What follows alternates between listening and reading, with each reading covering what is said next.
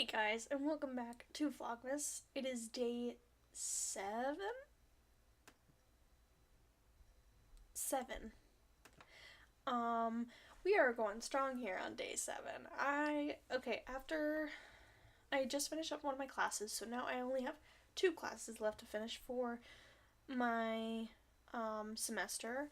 And so I had a little bit of free time, a little more than I did, and so I decided to, shake things up a bit for day 7. I'm going to go through, this is going to probably be, I don't even know, a 4-part series maybe?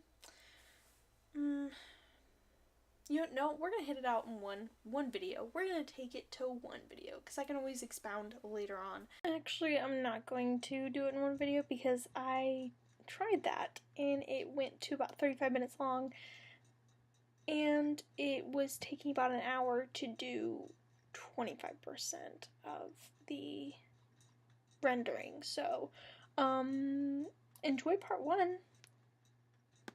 But, it is basically my Christmas movie list. And I have divided it up into 4 parts instead of ranking them, because I feel bad whenever I rank stuff. It just feels like I'm leaving out stuff, and it makes me feel bad for other movies or other things, and it's just like not good. So I all wrote them on sticky notes.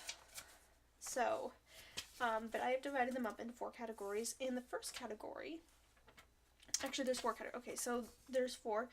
The first one is old Christmas movies, so classic golden age era Christmas movies.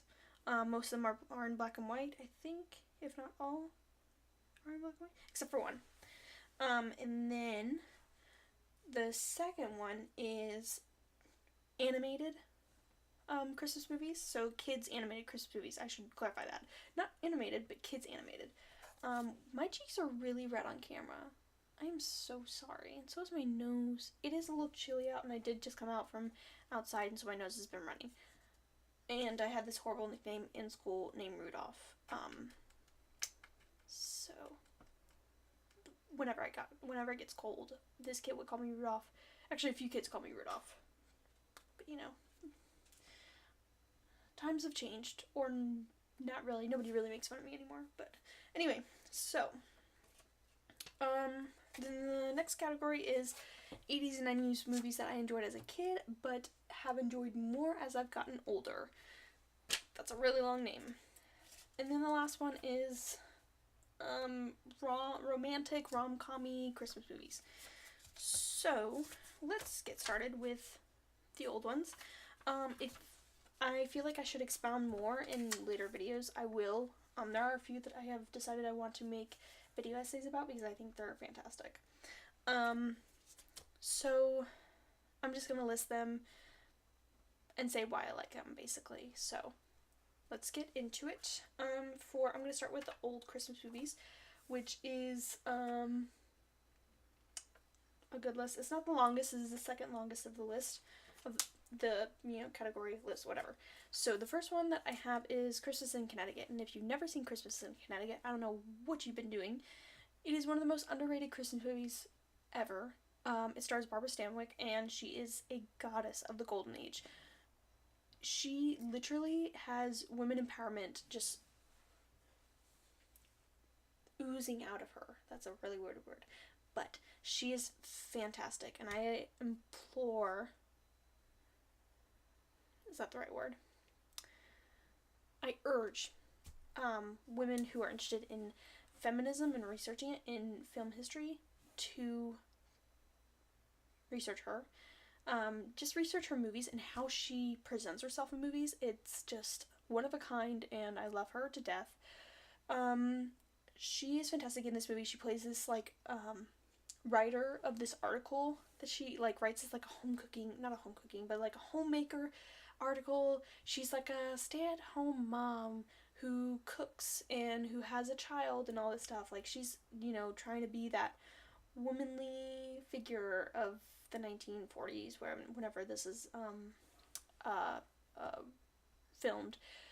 But she lies about all that. She's not. She's this super New Yorker city girl who doesn't know how to cook and doesn't have any kids or a husband. She's just a standalone woman, you know, all this stuff. And so she has to prove to a lot of people that this is who she is.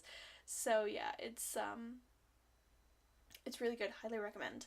The next one is White Christmas. White Christmas is of course a classic. Everybody knows White Christmas. Everybody's watched White Christmas every single year. It is a fantastic movie. It has one of my favorite musical numbers in it, which is the one with Vera Ellen, the Mandy, that one. That one's one of my favorite, like, dance numbers, because of the green suits that the men have, and she has this gorgeous white dress, and all of a sudden her train comes out, and it just has this little poof in the back, and it's just one of my favorites. And Rosemary Clooney is gorgeous, and of course, yes, she is related to George Clooney. But yeah, one of my absolute favorite. I literally love the entire movie. Oh my gosh, and there's that one dancing scene in the beginning with Vera Ellen and what's his name? Danny Kaye, when they're at the Florida club or whatever, the club in Florida, and they're like dancing, and they go out on top of the roof of this like little cabana thing or something like that, and they're just like tapping. Oh my gosh, it's so good. But anyway,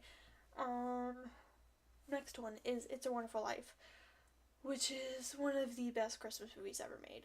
It is a great movie. Please watch the black and white version. Do not watch the colored version, because it's not the same. But it has Jimmy Stewart, who I think arguably is one of the best actors in film history. And I do want to expound on that later on, but not right now. He just kills his performance as George Bailey, and of course, oh my goodness, what is her name? Donna Reed, who plays Mary, who later becomes his wife. Donna Reed is amazing. If you don't know who she is actually one of the most important women of early television. She was the producer long before, one of the first female producers of her own show. She's just amazing. She just is a forefront of women in film history, and she's amazing in this movie. Even though the Donna Reed show is cheesy and all that, it's still a classic. And then the next one is Shop Around the Corner. If that phrase sounds familiar, it's from the movie You've Got Mail, which is what Meg Ryan's character, her shop is named after. And actually, You've Got Mail is a remake of Shop Around the Corner. Shop Around the Corner is basically, you guessed it, this guy and this girl who work at this shop, and they are actually sending each other letters, and they don't know they're sending each other letters, and so it's kind of like You've Got Mail. But it's a great Christmas movie. It revolves around Christmas, and it's so cute. It has Jimmy Stewart in it, and it is just one of the most relaxing movies. It's so nice. I absolutely highly recommend it. Yeah, so the next one is Mimi in St. Louis. I watch this every single Christmas. Christmas Eve is the last movie I watch, and it just makes me cry every single time, especially when Judy Garland is singing "Have Yourself a Merry Little Christmas" to Margaret O'Sullivan. Margaret OBrien, not Margaret Sullivan. Margaret Sullivan is in Shop Around the Corner. Margaret OBrien, and Margaret OBrien's crying, and she goes down, she destroys all of her snow people that she made. It just makes me cry every single time, and it is just such a beautiful movie. The director of it, who is Vincent Minnelli, actually later marries Judy Garland, and they have Liza Minnelli, but that's a fun little fact. It's one of my favorite movies, and I absolutely highly recommend it. Actually, that's why I have this list. I highly recommend every single movie that I say, but whatever. Let's move on. The next movie is Holiday Inn, and Holiday Inn is a great movie. I actually watched it on Christmas Eve too. It has Bing Crosby, not Bing Crosby.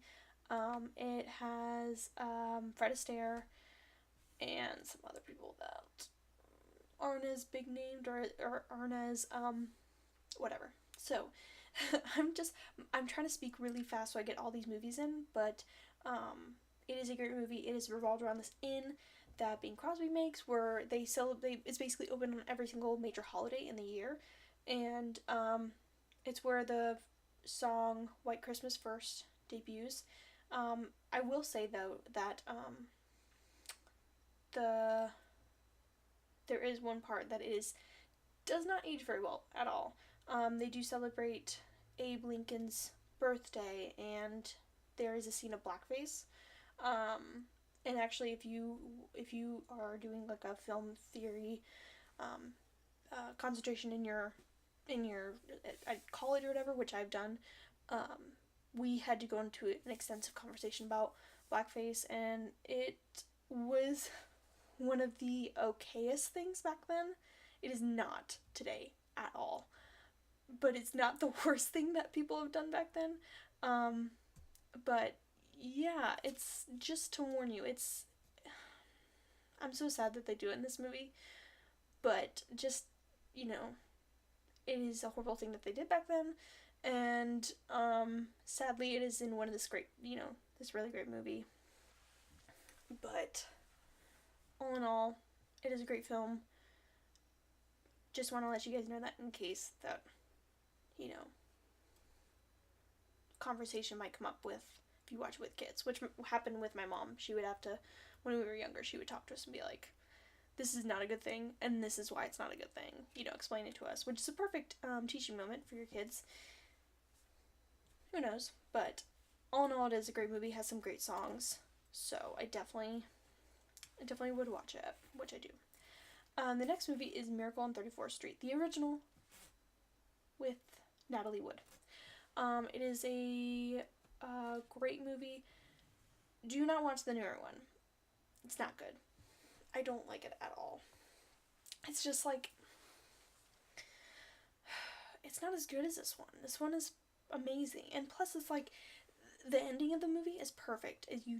You know, it's not like concrete. It's up to the viewer. I think it's one of the first movies that was not a definitive ending and has like an audience participation of like making you think like, whoa, is this true or not? So yeah, it's a really great movie. And then the last one on this section of the list is The Bishop's Wife. The Bishop's Wife, if it sounds familiar, it is the original to The Preacher's Wife, which has Whitney Houston and Denzel Washington. Great movie, by the way. But this is the original with David Niven and Cary Grant. And,